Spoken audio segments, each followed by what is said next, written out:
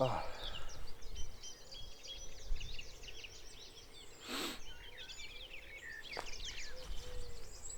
Good morning. Good morning. Oh my, what a change. Birds are singing. That's not changed.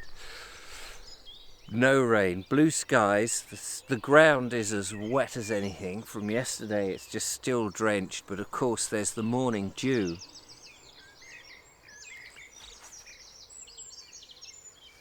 But apart from a wispy bit of cloud over there, it's blue sky all in the top hemisphere above me. Oh, fantastic.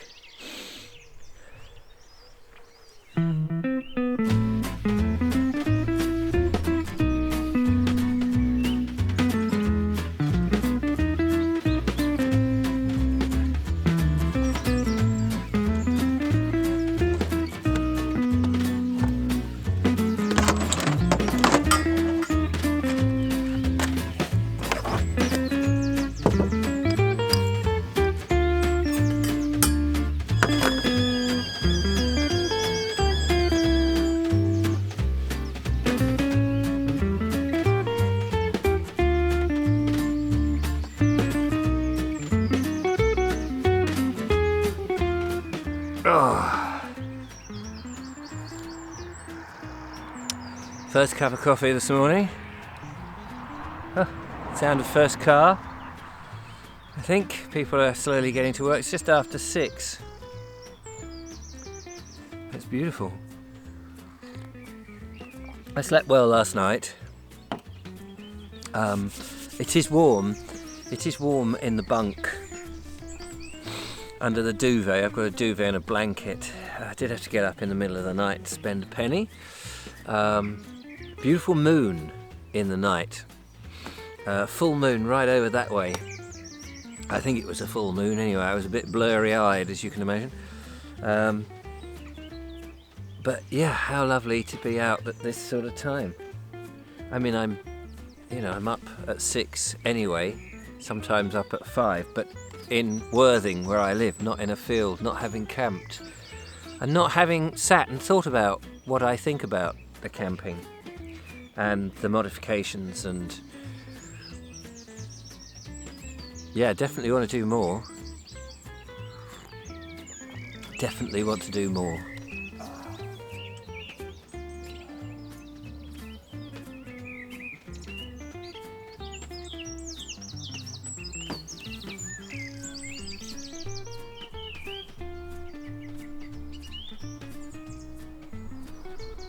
Well, I'm done now here at the field, Ian's field. A few more clouds have come up since I've had breakfast. I just had some muesli. I was going to have eggs, fried eggs, and Ian very kindly gave me some sausages, but I might have those perhaps for lunch instead.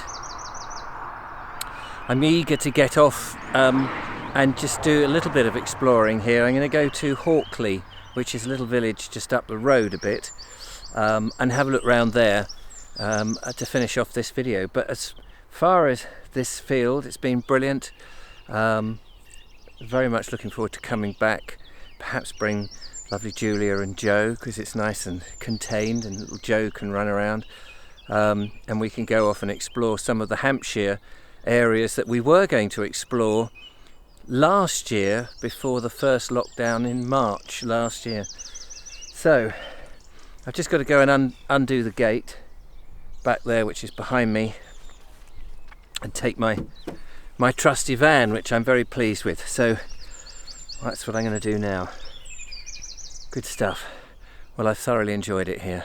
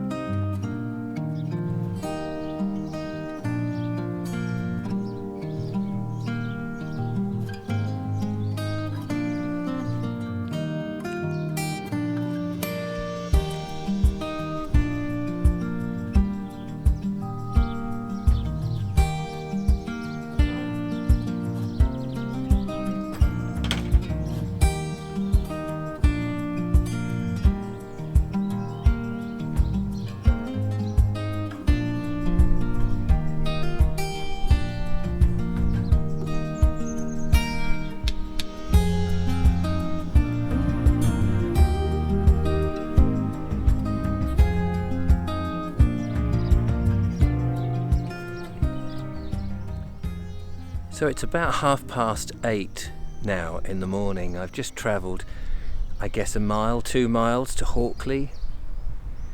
And what a fantastic and wonderful village it is. It's a little bit windy, so I hope there's not too much noise on the microphone on this occasion.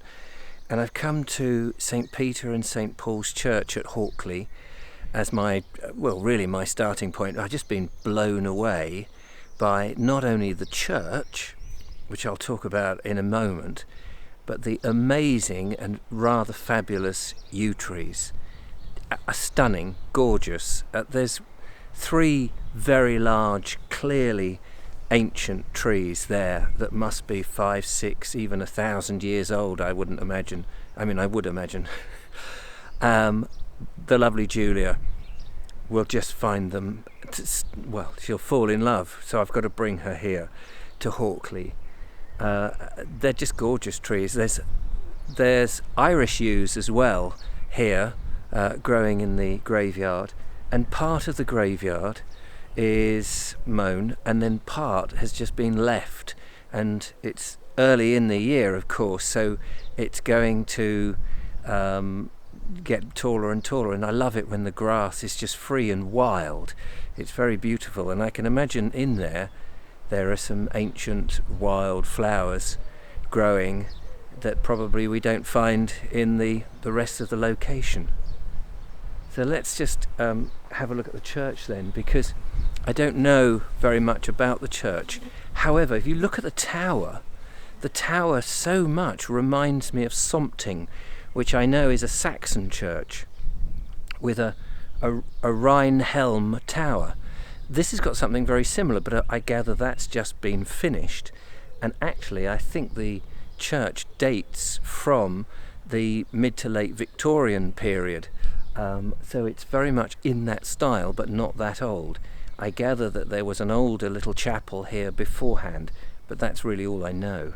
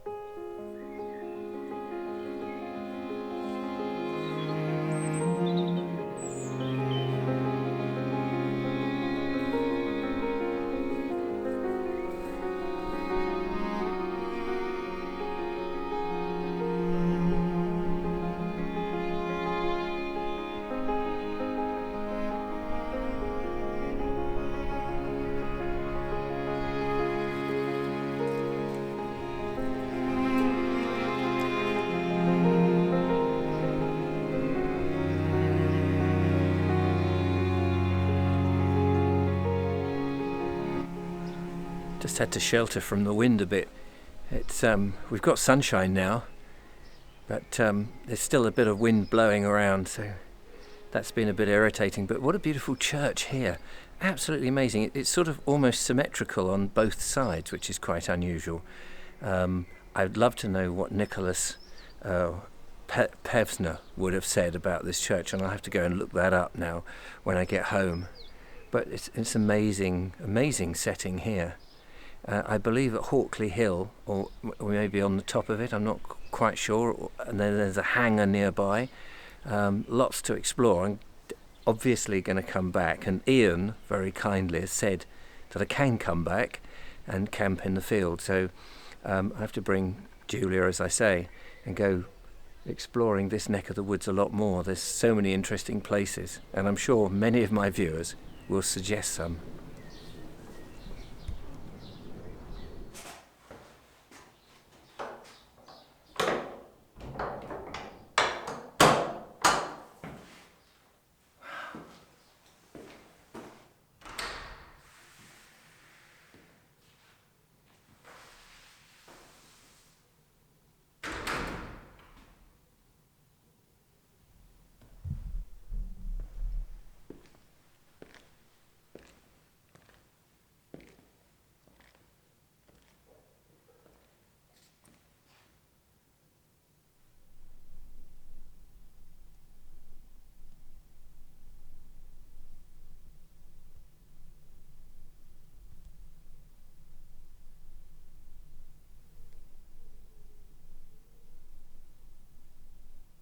Well, this is just as impressive on the inside than it is on the outside, or as it is on the outside. I'm absolutely staggered, actually, because of the age of the church. I can't remember exactly, but I think I saw it something like 1864. And you would be immediately forgiven for thinking it was far older, except that it is a bit fussy in terms of, well, I suppose the Victorians were fussy, and so it's sort of overly adorned. But the capitals on the tops of the pillars, and this almost cruciform effect with the vaulted ceiling of the chancel and all the stonework and the fake chevrons from Norman periods. It's obviously sort of Saxon, Norman feel to it, and yet very, very recent as well, Victorian, I suppose. It's just gorgeous, though. What an amazing achievement in such a tiny little village, of which there are barely any houses as far as I can see. So somehow or other there was huge amounts of money. Somebody presumably paid for it. There's a big memorial outside. I wonder if it was them. Definitely a place to come back and find out more about. But how wonderful.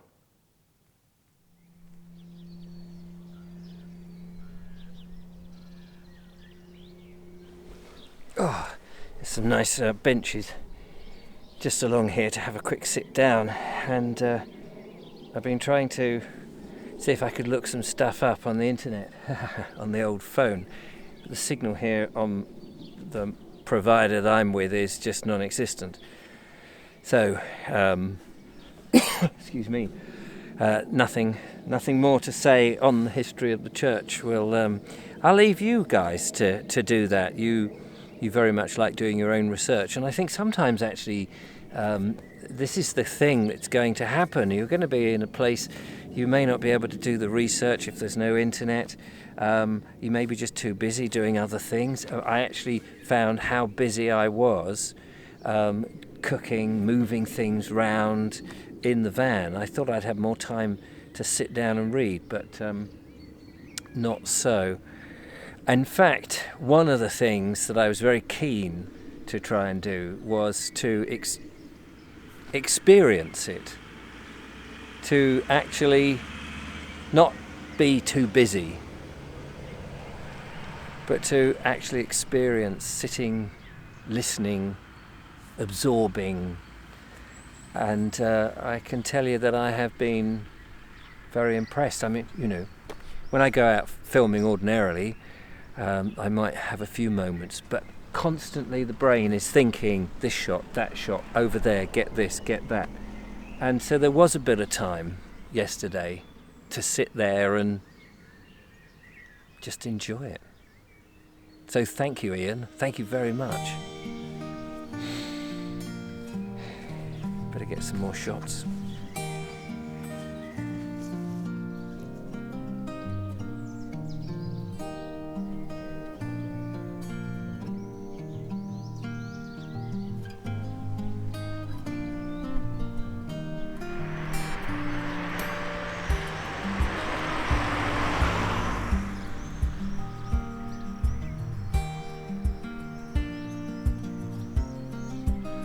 Well, my trip has been very successful, I think. The 2 days, the one night and the 2 days camping, and a little visit here to Hawkley. Clearly I need to come back.